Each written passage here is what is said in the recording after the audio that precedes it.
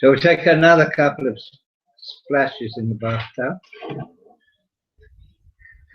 Ve'ilan inu nishmasin, me'ilan maskilin de isbahun seichel, reishta mada, orazin de mare.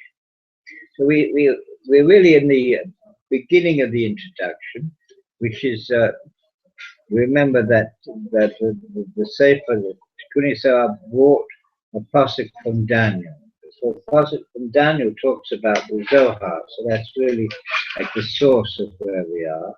So it says, "V'hamaskilin," those with intelligence, Yazhiru, shine k'Zohar v'kiyah. They shine like the Zohar v'kiyah. So we're explaining that before we get more into the substance. So we said that this Sefer was written, proposed by a chabur, a group who came together, which consisted of Rabbi Shimon and his chabur and his son, and Eliyahu Novi, and then from higher up, all the kinds of neshamas of the tzaddikim and malachim, and permission was given to them that the Almighty would reveal the Suda. So now he talks about these neshamas of these maskilim, of these tzaddikim, these men of great intelligence, who come together to compose the Sefer. So they have the seichel, the understanding to know and understand the secrets.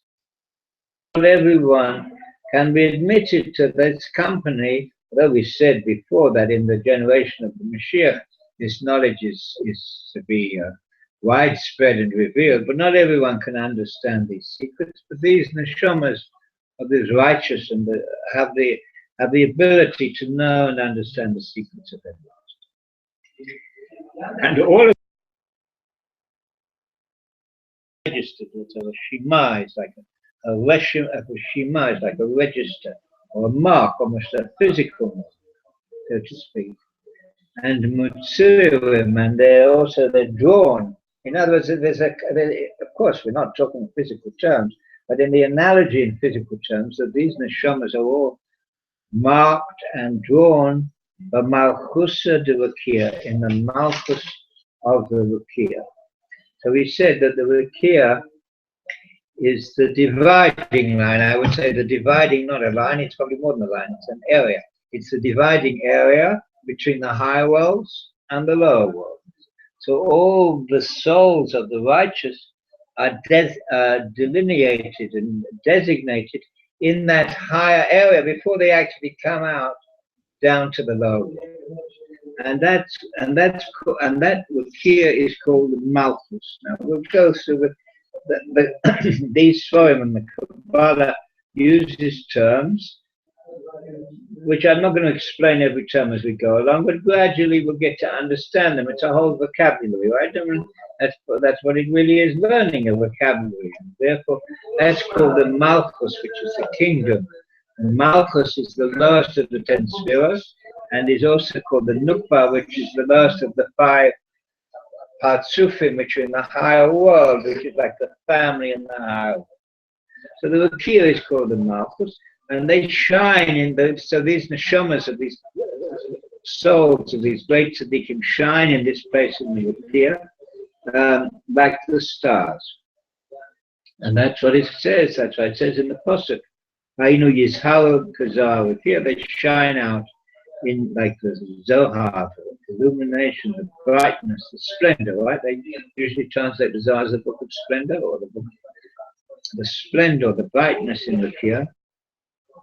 And my Harukiah denarim bay nishmashim the masculine kukufay Rukiah. So then he explains again this, the nature of the Zohar is repetitive in the way that, so they're shining out in the Rukiah.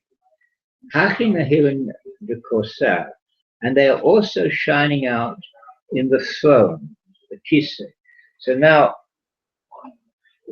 we've learned before,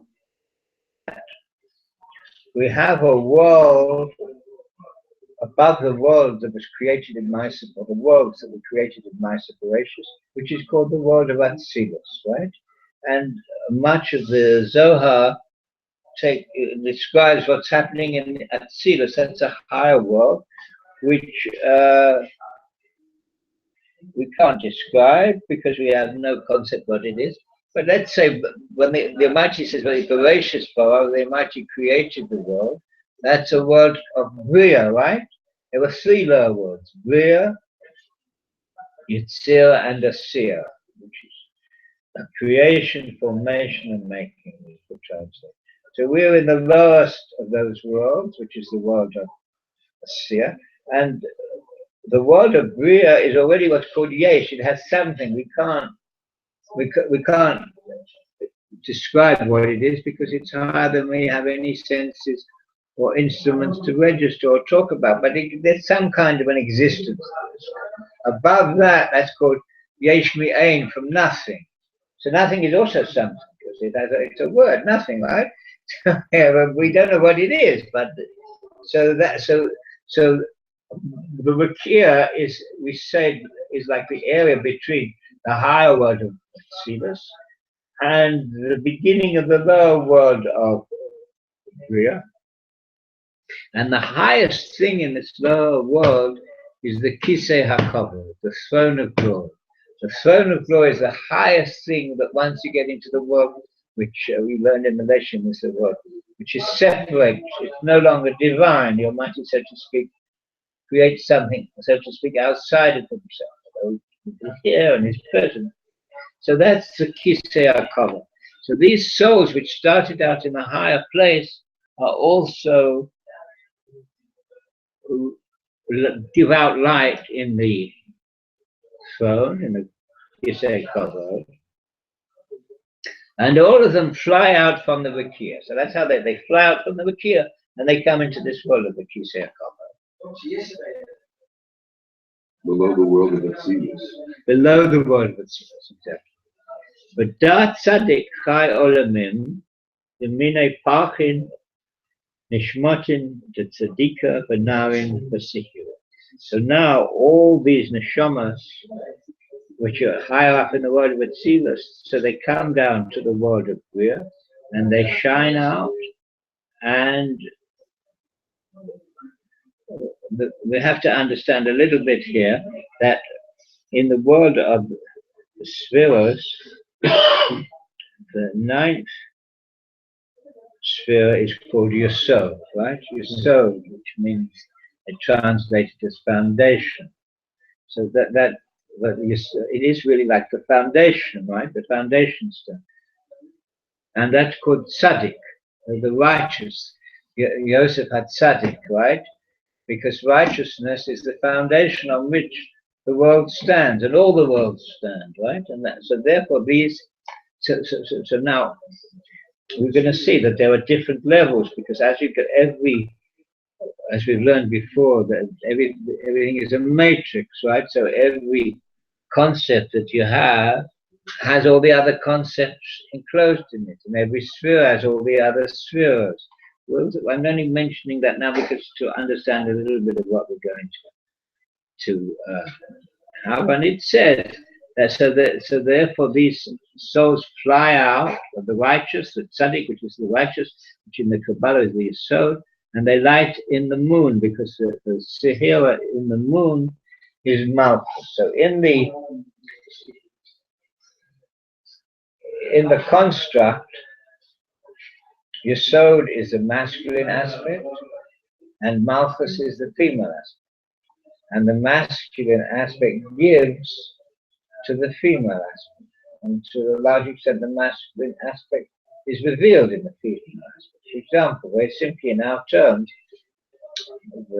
when we have a child that comes from the seed of the man, of the masculine aspect, but it's only revealed in the female aspect, in the mother, where the baby grows within the mother. So it comes out, and then it comes from the mother.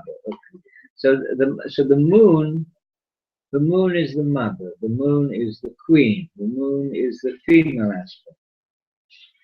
And therefore it says the neshamas of the righteous shine out in the sehira, in the moon, and on that and that is said the pasuk, V'aten osam elokim b'vakir hashemayim laha'ir al-ha'ar. So the Almighty put them, which is the souls in this way we're learning of the righteous, in the vakir of the heavens, to shine on the earth, on the ha'aretz, because ha'aretz is Malchus, is the female aspect, and the heavens which are above that is the male aspect. So they might put the lights in this male aspect higher up to come and shine out down below. And this Vakir is above the Chayot. Remember now that we have in the Nevuah of Yecheskel. So Yecheskel saw he saw up to the Kisei HaKavod, right? And the throne of glory was on the Chayot, on the called Chayot, which means living things. Chayot usually means animals, but although three of them, there was the eagle and the bull and the lion, the fourth one is man. So I don't like to translate it as animals because one of them is man, which is above animals. So the living things. So now it's explained to us that the Vakir is above these living things that Yecheskel saw. That's the pasuk. It says, "Mimal levakir asher al rosham." Above that was the Vakir, which was on their heads. And you say, and now, if you take the letters of the word Vakir, Reish Kuf Yud Ayin, and you change the noun, and you get Ikar. Ikar means the root or the essence. So that Vakir also means, because the transposition of the letters means there's a relationship between the two words which are made from these letters. So it means to uproot. La'aker is to uproot. So Ikar is Okar is to uproot. And it comes because why does it mean that? Because Ikar is the root. So that's why the verb means to uproot. But the Vakir, if you change the letters of Vakir, so then you come to Ikar. And that is the Yesod, the foundation of the Merkava, the chariot. So we have the chariot figures very much in Kabbalah. We have, usually it says that Kabbalah has two aspects. One is called Maisa Bereshis, and the other one is called Maisa Merkava. So I would hesitatingly say that Maisa Bereshis is concerned with how the world comes into being. The Kabbalah explains to us how the world comes into being from the very highest to the very lowest, and the Merkava is how it's run, because Merkava is a chariot, right, which moves.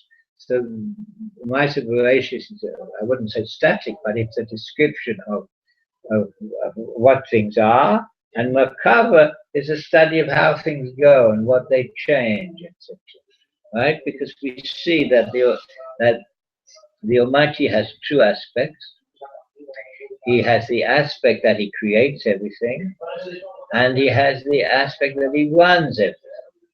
Well, many people will say, well, they understand, or there's a God or a higher power or something, whatever, they don't know what to call it, that what creates the world. But we say right back at the beginning, when we talk about, Rambam talks about the people in those days who are kofar, who don't accept Torah and the concept of God. They'll say, well, yeah, sure, there's a God, maybe, or there's something that created it.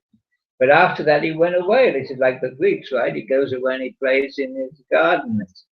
And we're left to run the world. Well, we don't hold that. So the Almighty has the aspect of the creator and the aspect that he runs the world. So the process of running the world is referred to often as the Merkava, the chariot. So here we also say that these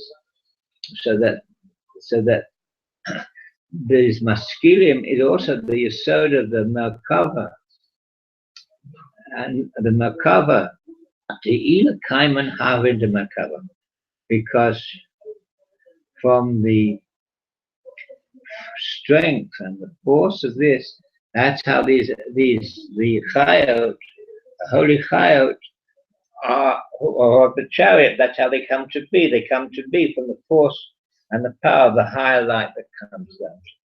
Okay. And on this it is said that Tzaddik Yesod Olam. That Tzaddik is the foundation of the world. Al Tzaddik De'ila Kaima Alma Di'it Al Tzaddik L'tata Kaima Alma Di'it. So there were two worlds. I mean, within those worlds, there were other worlds, but in substance, there's a higher world and the lower world, right? So we said the Akira is in between. So there's a higher world and a lower world. So the tzaddik is on the tzaddik of the higher world stands, and on the tzaddik of the lower world stands. In the Kabbalah, they'll talk about that.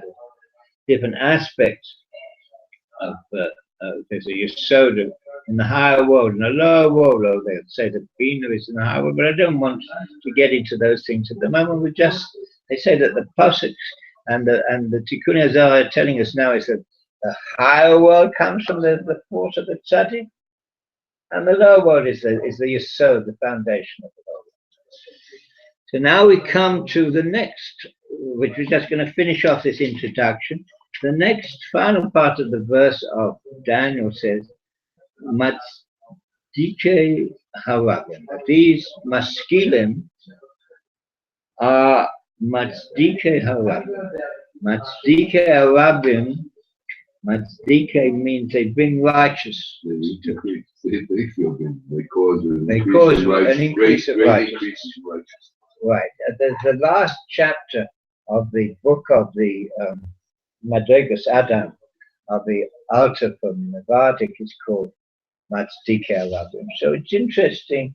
He was the Nevardik Rabbi, who was one of the great Mussar rabbis. He was a recluse, and he lived for many years in a little hut. So he only went home for Rosh Hashanah, and he didn't see anyone. And his whole nature was that of a recluse. And in those years when he was on his own, he decided, and he writes this whole internal dialogue that he had, and he came to the conclusion that he had an obligation to go out into the world. And they opened a Nevardik, I don't know how many, maybe 100 or 150 yeshivas in Poland just before Russia before the First World War. And so his thing was called Matzdike Harabim, that you have to bring. So he decided, even against his own nature, some of us want to just sit and learn and not be involved, but he decided we have an obligation to come out into the world and to. How many years was he recluse? To come out and get. How many years was he in that hut before he came there? And now it's out. So that's where the verse comes from. Matzdike Harabim, bring righteousness to the men. So he says, on this tzaddik, which is so the world rests. The world rests on the tzaddik, right? Even in simple terms. Without the tzaddik, the world, the Almighty wouldn't keep the world. What do I need the world for? Only because we have the righteousness. He used the word to rest on and also hangs on. Hangs on. To live. So the olam, right? Tzaddik, the olam. Tali, and it's dependent. Tali is hanging on. It hangs on the righteous. And therefore, they can give the Torah to other people. That's why they're called Matzdike Harabim, because they are able to bring light and righteousness to the people. That's part of the process. So they bring light to the other people. So there's a lovely thing here. What is a Rabbim? The many. What is a Rabbim? So this is a classic kind of Zohar. So who are called the Rabbim? Well, in the Gemara it says halacha is like the Rabbim. In other words, if you have a dispute in which the Mishnah to the Talmud is full of dispute. I wouldn't exist. It wouldn't be. We didn't have a dispute. We wouldn't have all this all around. So the rabbi, we have it. If you have in a Mishnah that one rabbi says this and more than one rabbi says something else, so then the halach is like the rabbi. Even though, let's say that the rabbi who said the individual was like Rabbi Yehuda Nasi, let's say, who on his own we would hold like him in a dispute between him and one other rabbi. Rabbi Yossi, we would hold like him against one other. But if there are two against him, so the halacha is like the rabbi. Right? So now the Zohar picks on this. What do you mean the halacha is like the rabbi? So the rabbim is the aspect, the side of the fathers. Why? Because the rabbim cannot be less than three. The Gemara learns that you have single, if the language is single, and then if it's plural, that means at least two. And if it uses the word rabbim, that means three. That's one stage beyond plural. So you have singular, plural, which is two, and rabbim is three. So once I have three, so that rings a bell. Who are the three? The three are the avos, right? Avos is for Yaakov. Those are the three that you sowed the foundation. So therefore, he says that means that when the halach is like the rabbim, so that means that they are the source, the light of the Torah, which the righteous bring into the world, comes from the source of the Achot, from the Father. The Fathers, in the terms that we can understand, are the source of the Jewish people, and through them, the Torah and the righteous are able to bring light to the rest of the Jewish people through the generations. That comes from the source of the Avot. And then there's a lovely switch here. It says the halacha is like the rabbin. The halacha is like the Shekhinah. Shekhinah is the divine presence. Why is the halacha like the Shekhinah? Because the letters of the halacha you change around is the color. So the color, so the halacha is the same word as color, chaf lamet he, and the color, of course, is the Shekhinah. We know all through Shir Hashirim and all through the poetry of the Midrashim that the Shekhinah, which represents Knesset Yisrael, that's to say the unity of the aspect of the Jewish people, is the color in the relationship that the Almighty is the Chassan, is the Chassan. And the Jewish people are the color, and the whole of creation. The whole of creation is a love story between the Almighty, who is the Chassan, and the Knesset Yisrael, who is the color. So that's why it says the rabbim, halach is like the rabbim, so that means the color, which is the Shekhinah, is connected to the other.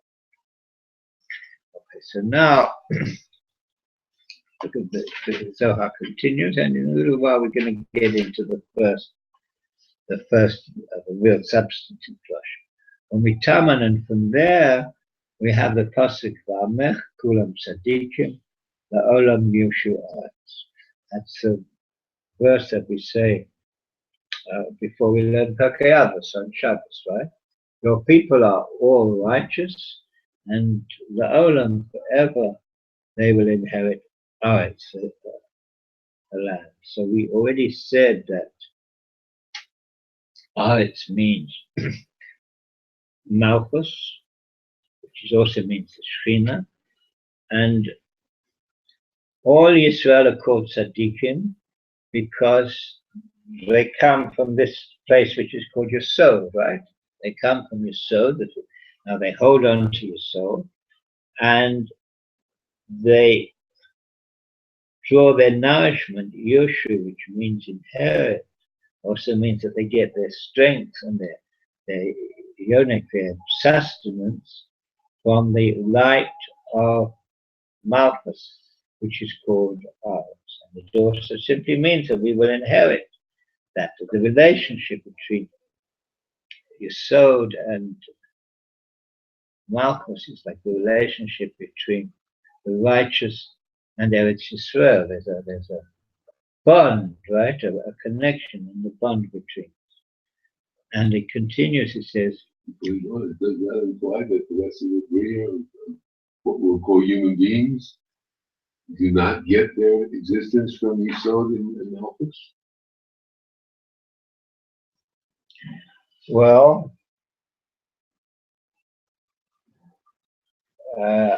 I don't at this stage want to get into the question of the relationship between the Jewish people and the rest of humanity.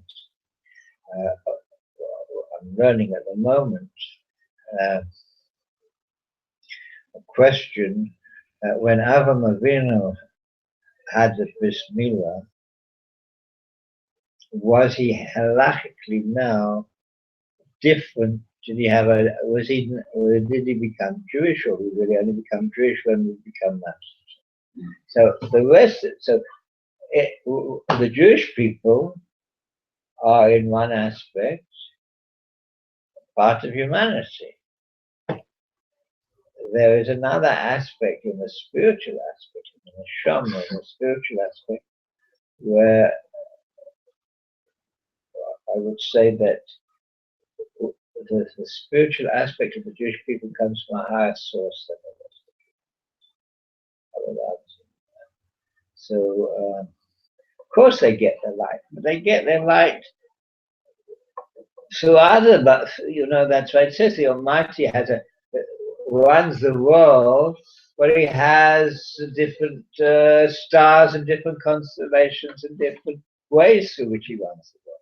But I think that we would say that He runs the world, so far as the Jewish people are concerned, more directly, and that the rest of the world, of course He runs it, but in a way it's less direct. We have a more direct, in the spiritual aspect, I would believe we have a more direct. Doesn't mean there are no righteous in the world. Of course they're righteous. You talk about the righteous Gentiles.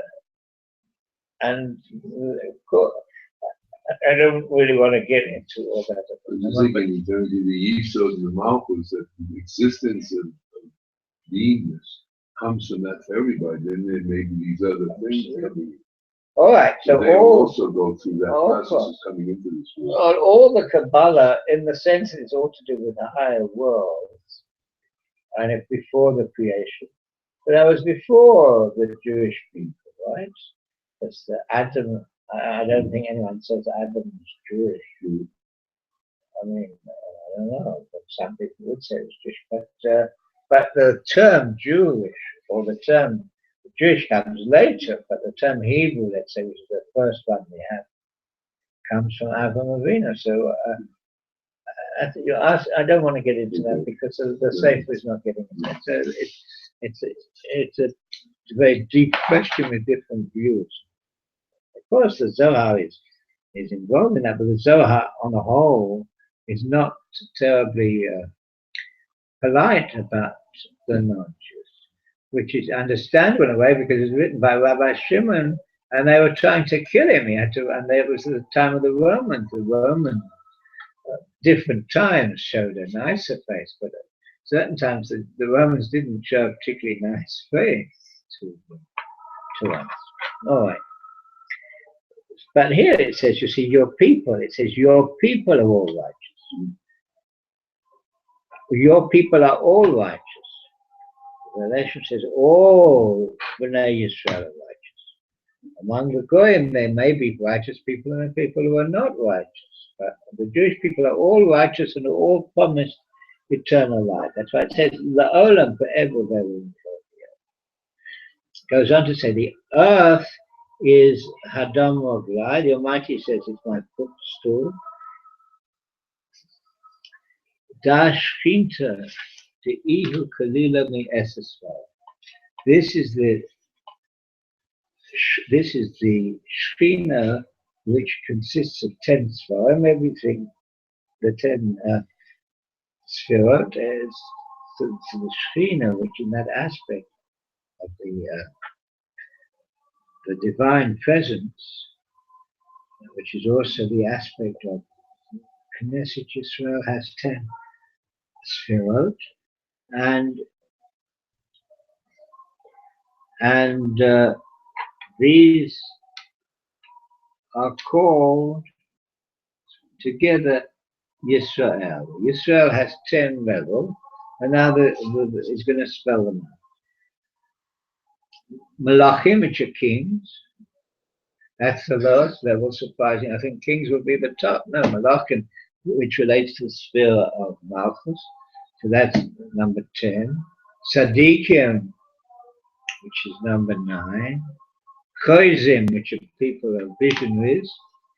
Daniel was a Chozeh, a visionary. Here's number 8. Nevi'im is number 7, so that would be Hod. What's the difference between Chozim and Nevi'im? Chozim see visions and see things, and the Navi is a higher level. The Almighty speaks to them. And the next one is Mari Torah, those who teach Torah. So we're moving up in the spheres. We started from Malchus, Yesod, Hod on the left side, Netzach, and then the next one is Tiferes. So Tiferes, which I describe as spiritual beauty, is the ones who teach Torah. So Tiferes is usually the place where we say the Torah comes from. And then Giborim, which is war, Chasidim, which is Chesed, Nevonim is Bina, Chachamim, which is Chachma, and the top Keter is Roshei Alpha Yisrael, the heads and leaders of all the thousands of Israel. Okay. So that's a general description of the Maskilim and the Matzidike Olam. And now we go back to what we said before, which was Rishus, was permission was given to these neshamas that were expelled from their place after the Kodesh Baruch Hu and the Shekhinah. Because we're living in a time, the Zohar was written, and was still in our days, that the Shekhinah was exiled, right, from the time of the Beis HaMikdash and the brothers. Of course, we're in a time of the beginning of the Geula, of the redemption. But in what we're talking about now, the Shekhinah was exiled, right? And the Kodesh Baruch Hu went with the Shekhinah. He didn't leave his Kala to go out into the world on their own unprotected. So the Kodesh Baruch Hu comes with the Shekhinah. So he says to Yaakov Avinu, don't worry, you go down to Egypt, I'll come with you. So the Almighty, even though we are living in a time more or less of Hesteponim, that the light is hidden, but the Almighty accompanies the Shekhinah into exile, and also all these souls come, all these souls, and the Rabbi Shimon and all the Maskilim also come to exile with the Shekhinah and the Kodesh Baruch Hu. We see that in the history of the Jewish people, right? All the tzaddikim who all come into exile with us. So he says, they come down the Kanana, which really means to make a nest, to nest in this book, so all the reshus was given to all these neshamas that go into the exile with the Shekhinah and the Kodesh Baruch Hu to come and make a nest in this book. And that is said, now he brings a pasuk from Mishlei, Ketzipor nodedit min kina, like a bird, which nodedit also means nodedit, like wanders, right? It's exiled, it wanders, a bird, like a bird flies away and from its nest, so man is noded, it flies away from his place.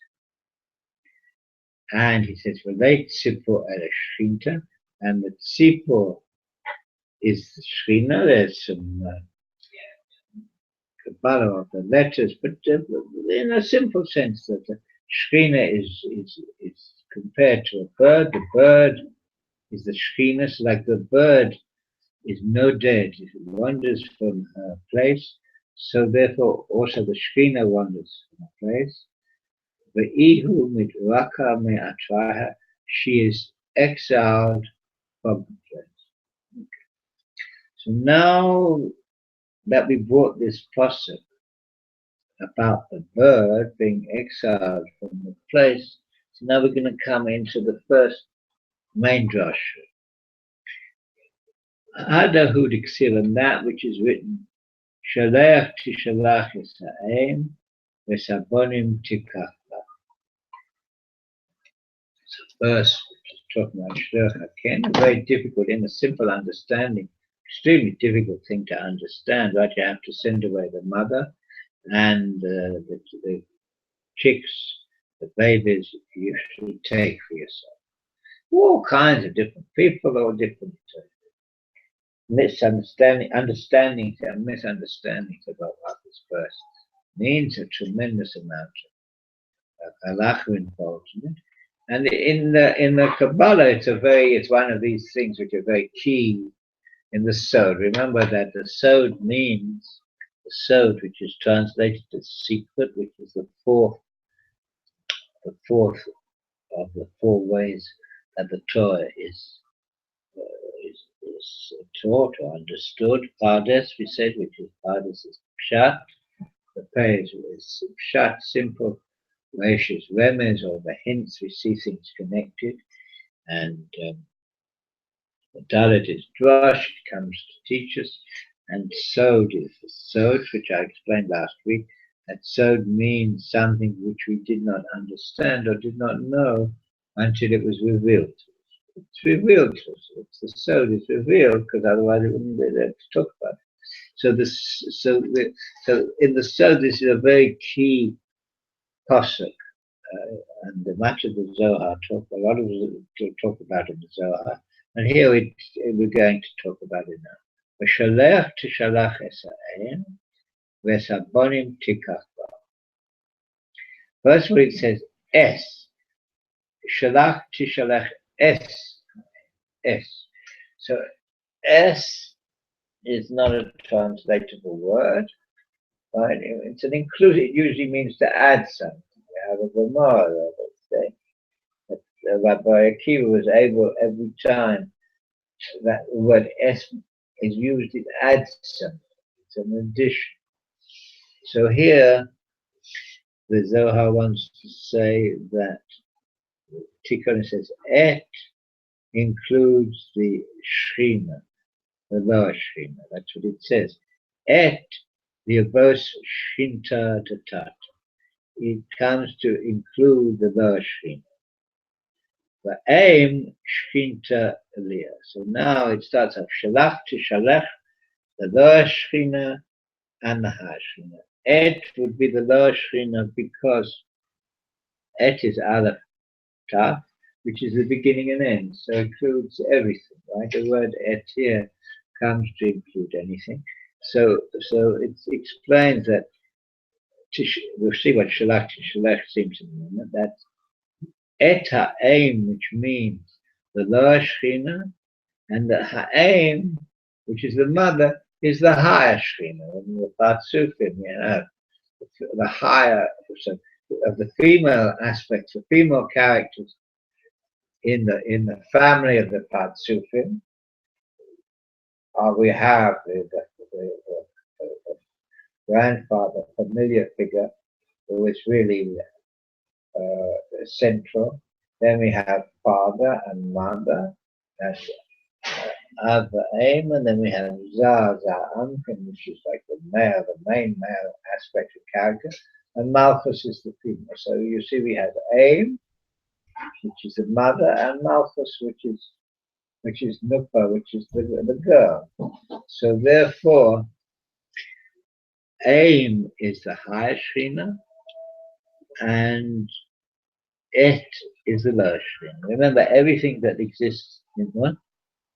Everything that exists in this world exists in the higher world. It comes out one in the lower world more. Okay, so it says Chadahu Diksiv, and that's what says the pasuk. Oshin Inishia Uba Pishechem Shulcha Imchem. Through your sins, the mother, Imchem, you could say this, with you, or also you could say Imchem, your mother was sent to Travehu Ititahu Me'atrehu. Both of them were expelled from their place. In other words, so this is a wonder, because of the sins of Am Yisrael. Now it comes back to what you were asking before. I don't think that the sins of the nations cause the sins of the nations did not cause the expulsion of the Jewish people. The sins of the nations did not cause the destruction of the temple. It was we and the nations of the world are what they do to us as a result of that. It comes from that. It's to how, to what extent, and how can you say it's justified? I'm not going to into it. But so therefore, because of our sins, so we understand that the lower Shekhinah, which represents Knesset Yisrael, was expelled. But to say that also happened in the higher world, that is a surprise, because in the higher world, there's no bad, there's no evil, it's all good, it's all divine. Nevertheless, what happened here, what we do here, reaches way, way up to the very highest world. And therefore, because of what happened here, not only was the Shekhinah below expelled, but also in the higher world it also happened, because that would then have an effect. And it's a reciprocal relationship. What happens above, what happens below, we have a question whether what happens below arises what happens above. And so therefore, here it says, and that's what Yeshua says, Shulcha Imchem. So the Tikunei says, to Travaihu, both of them, it were expelled from their place.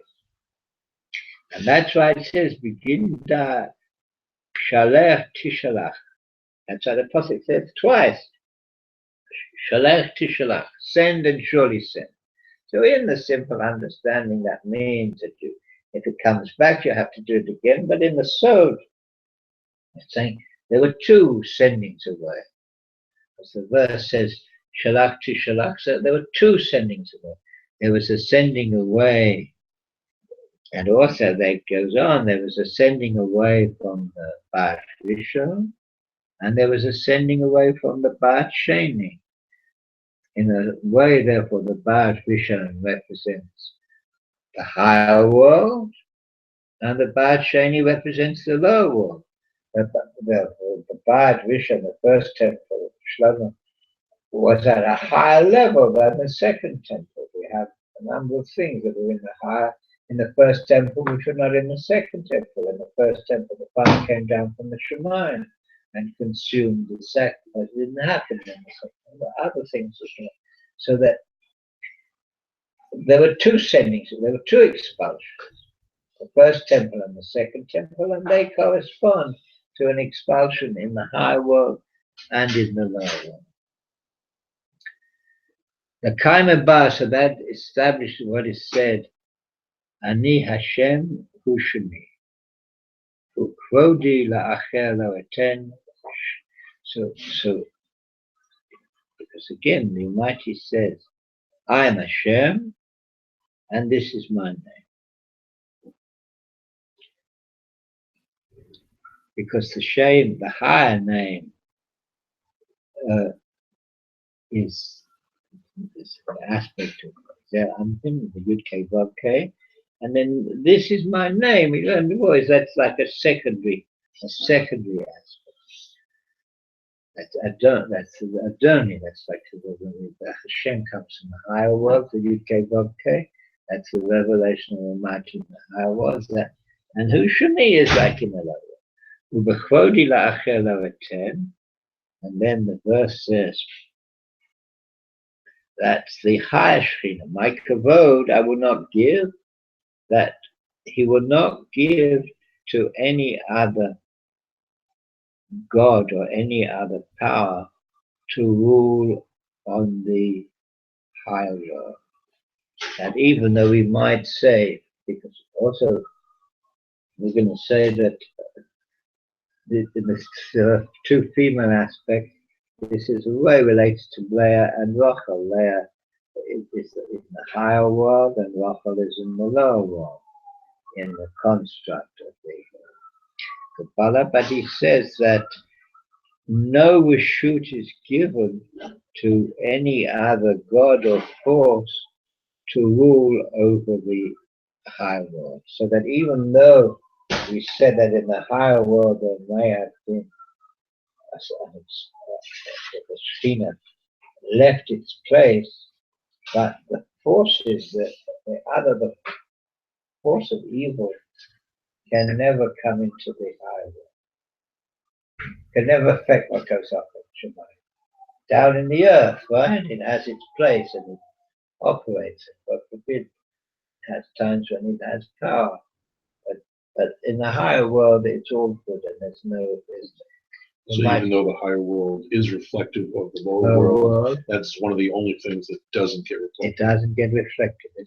There's no evil and there's no the other side has no only exists right to the bottom. In fact, it's very good. Okay. And so now it says Utihilasi Psilim Shinte Tata, and the verse continues. He says Utihilasi Psilim. That is that there the idols will have some power. That's only in the lower world. Okay. Cain. So it says.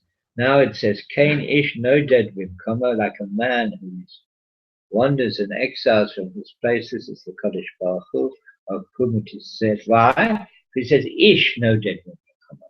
Remember the verse in Mishli said, Ketsipo no dedet minkane, like a bird which wanders off from its nest. Thus, similarly, ish, which is usually translates a man, no dead vimkoma. But here, in the Sod, ish means the Kodesh Baruch Hu, because we have a verse which is Hashem ish milchama, right?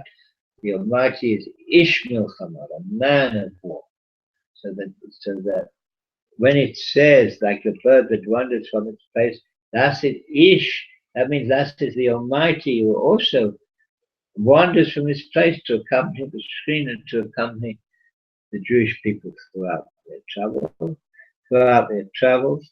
And that he wanders after it. For Od Cain, ish no dead. There's another meaning of what does it mean that ish in this place. Rabbeinu, because Moshe Rabbeinu is also called ish. Ish Moshe, he was very humble. So the word ish now, so when the verse in Mishli says, like the bird that wanders from its nest, that is a man, an ish who wanders from his place. So with one aspect is that it's the Almighty. And then in another aspect, that was Moshe Rabbeinu.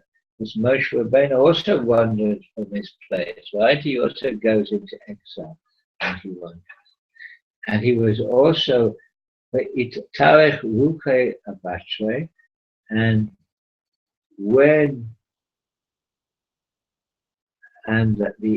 his Ruach was exiled with Yisrael, because the Ruach, the spiritual aspect, one of the spiritual aspects of Moshe Rabbeinu, it says was mitnotzet, it sparkles, and mitlabesh, and it is dressed and garbed, b'chol dor v'dor, v'talmidei chachomim. So like the Almighty, Akadosh, throughout our exile and throughout our journey, so Moshe Rabbeinu accompanies us throughout all our exile and throughout our wandering. And Moshe Rabbeinu represents the Torah. Of course, he gave us the Torah. So that aspect of Moshe Rabbeinu, that spark of Moshe Rabbeinu, which is the giver of the Torah, and our rabbi, our great teacher, also accompanies us throughout our generations of exile and wandering. And the spirit of Moshe accompanies us through the Talmidei Chachamim to help us understand the truth of the Torah. The spirit of Moshe is expressed through the Talmidei Chachamim, and maybe we'll just do one little bit more. But Od Kain, Ish Noded Mimokama, or another thing. So he says, and who is this Ish? Another meaning of who is the Ish, which wanders from this place. That's the Tzaddik. That's the Ish Tzaddik who has Yiras Hashem, has fear of Hashem, and has the qualities and meters of a Tzaddik.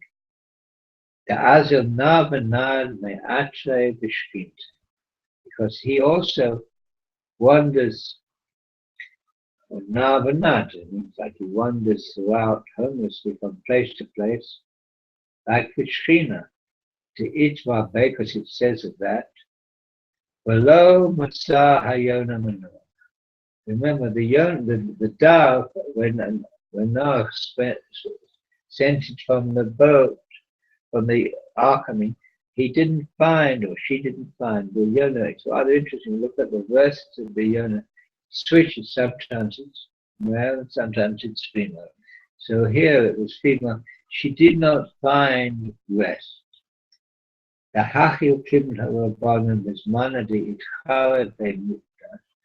therefore, that was where Chachamim also learned. And at the time, from the time that the Beis HaMikdash was destroyed, there was also Gezerah that the houses of the righteous would also be destroyed.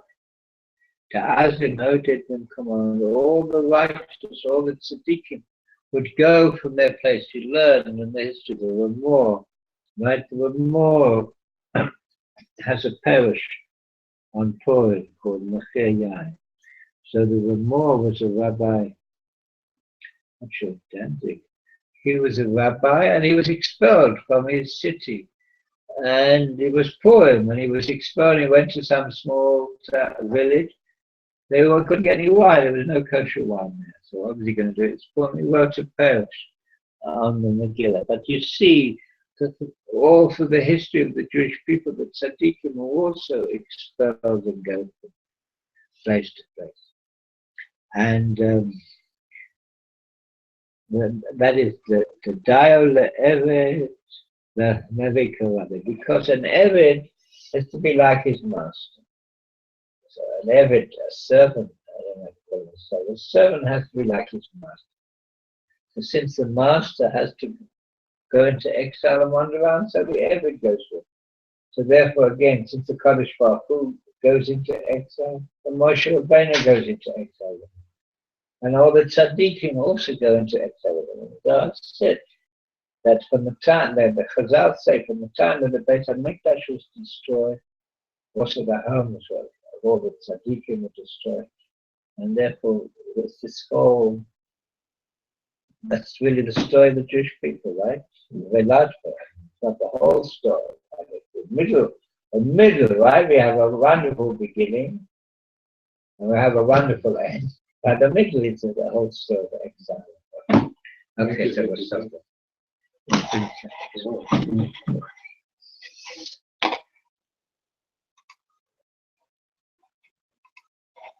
Okay.